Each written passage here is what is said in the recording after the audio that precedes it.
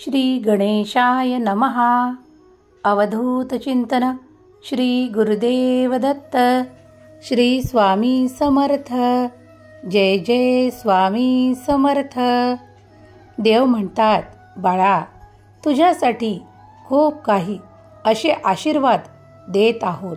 वर्षभरच काय, तुझ्या आयुष्यभर तुला उरून पुरतील. बाळा, तुझ्याकडे असे वैभव, असे आशीर्वाद देत आहे. त्यासाठी तू योग्य आहेस. मी तुझी परीक्षा खूप वेळा पाहिली आहे. तेव्हा आता तू त्या सर्व परीक्षांमध्ये उत्तीर्ण झाला आहेस. तेव्हा तुझ्याकडे तो मोठा आशीर्वाद देण्यासाठी आम्ही स्वतः आलो आहोत. बाळा, या क्षणापासून प्रत्येक गोष्टीची चिंता करणे थांबव. कारण आज तू माझा मोठा कृपा आशीर्वाद प्राप्त करत आहेस. आज तुम्ही जे काही व्रताची सांगता करत आहात, आता ते पूर्णत्वास गेले आहे. तेव्हा तुम्ही आनंद मनाने, खूप उत्साहाने जे काही पर्व करत आहात, त्यात तुम्हाला खूप काही आनंद प्राप्त होईल. बाळा, आम्ही कधीही कुठेही जात नाही. आम्ही तुमच्यामध्येच असतो. तुम्ही जेव्हा जेव्हा प्रार्थनेने आम्हाला आठवण करू इच्छिता, नामस्मरणाद्वारे, काही संकल्पांद्वारे, काही पूजांद्वारे, तुम्ही जेव्हा जेव्हा आम्हाला आवाहन करता, आम्ही तेव्हा तेव्हा तुमची कार्य सिद्ध करण्यासाठी इथे उपस्थित होतो. प्रत्येक कार्याला आम्ही तुला आशीर्वाद प्रदान करतो, तो यशस्वी होण्याचा. तू प्रत्येक कार्याचा शुभारंभ आमच्या नावाने करतोस. आम्ही ते जाणतो, कारण तुझ्यासाठी आमचे महत्त्व अनन्य आहे. तू आम्हाला अनंत म्हणून पूजा करतोस. आज जे काही तू विसर्जन करत आहेस, ते फक्त त्या पार्थिव मूर्तीचे.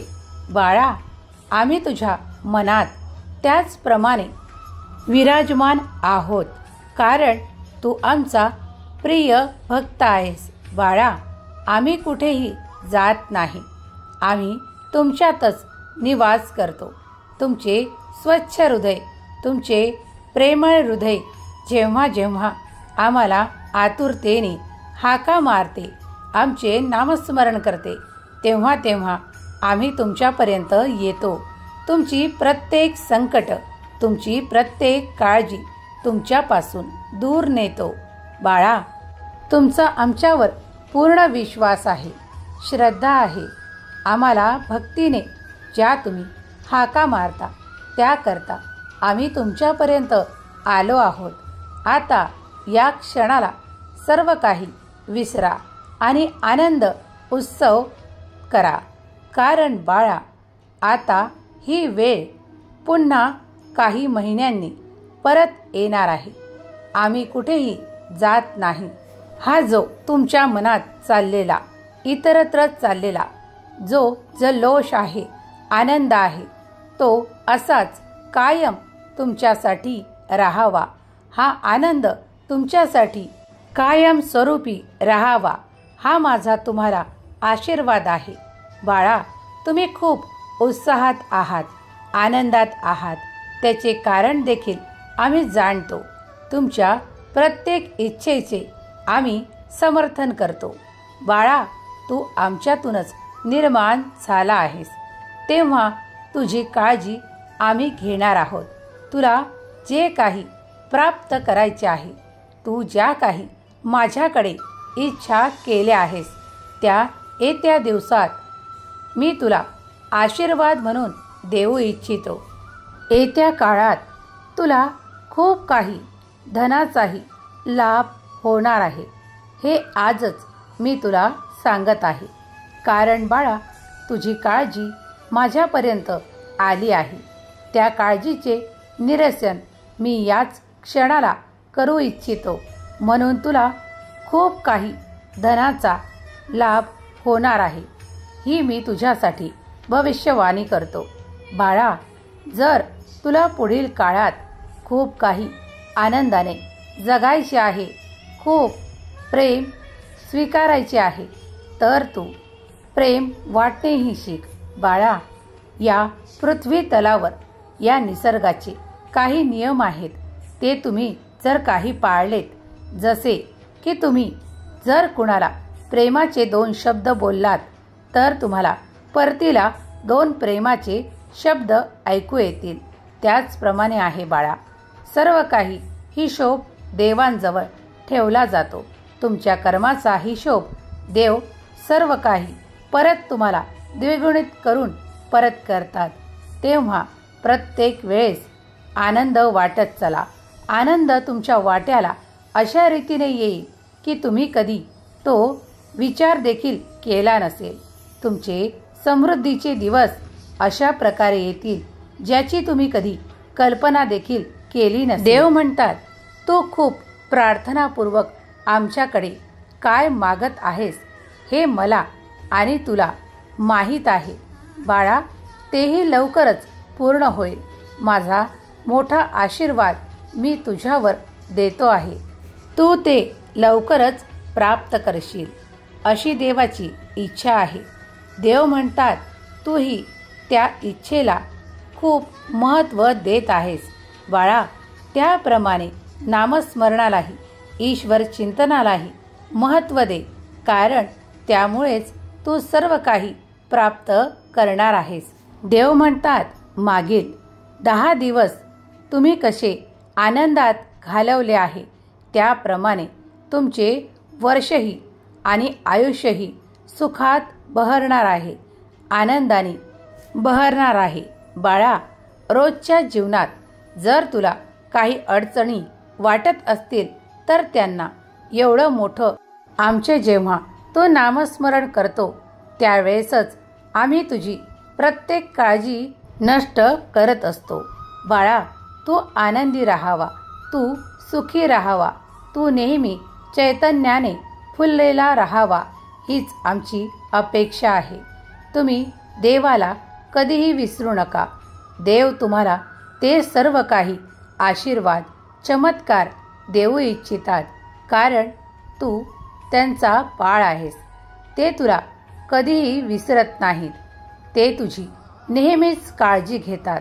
बाळा, देव म्हणतात, तूही पूर्ण समर्पण भावाने माझ्याकडे यावे. तुला जे काही सांगायचे ते माझ्याकडे सांगावे. तू जे काही गाराणे घालशील, मी त्याचे उत्तर तुला होकारात्मक देईल. देव म्हणतात, तू जे काही या काळात मला मागितले आहे, ते मी पूर्ण करील, हे माझे तुला आशीर्वाद. बाळा, तू येत्या काळात खूप आनंदाने दिवस घालवत आहेस. त्यामुळे तुला पुढील काळजी लागली आहे की पुढे कसे होईल, त्याची काळजी करू नकोस. पुढील दिवसही चांगलेच येणार आहेत. हे आम्ही तुला आशीर्वादाच्या रूपात, चमत्काराच्या रूपात देऊ इच्छितो. तू जी काही इच्छा केली आहेस, ती येत्या काळात पूर्ण होईल. तू देखील तुझे केलेले संकल्प विसरू नकोस, कारण त्या संकल्पामुळेच तू त्या इच्छा प्राप्त करशील.